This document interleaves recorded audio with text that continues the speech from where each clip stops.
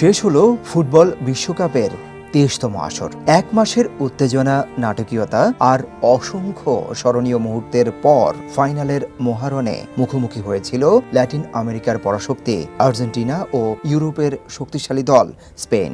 অতিরিক্ত সময়ের একমাত্র গোলে আর্জেন্টিনাকে 1-0 ব্যবধানে হারিয়ে দ্বিতীয়বারের মতো বিশ্ব চ্যাম্পিয়নের মুকুট জিতে নেয় স্পেন।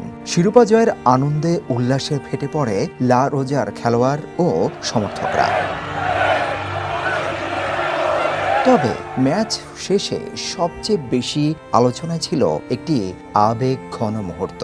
সামাজিক যোগাযোগ মাধ্যমে ভাইরাল হওয়া ভিডিওতে দেখা যায় শিরোপা হারানোর বেদনায় মাঠে বসে আছেন আর্জেন্টাইন অধিনায়ক লিওনেল মেসি। ঠিক তখনই তার দিকে এগিয়ে আসেন স্পেনের তরুণ তারকা লামিন ইয়ামাল মেসিকে উঠে দাঁড়াতে সাহায্য করেন।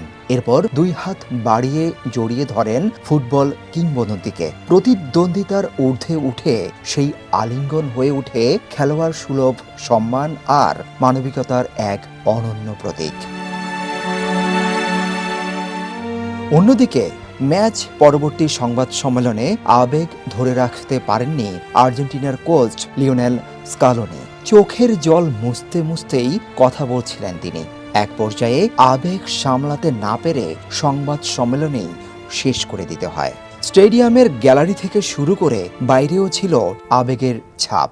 একদিকে স্পেনের সমর্থকদের বাঁধ ভাঙা উল্লাস, অন্যদিকে চোখের জলে ভেঙে পড়েন অসংখ্য আর্জেন্টাইন সমর্থক। টানা দ্বিতীয়বার বিশ্বকাপ জয়ের স্বপ্ন ভেঙে যায় তাদের। এটাই ফুটবল। এখানে এক দলের হাসি মানেই অন্য দলের কান্না।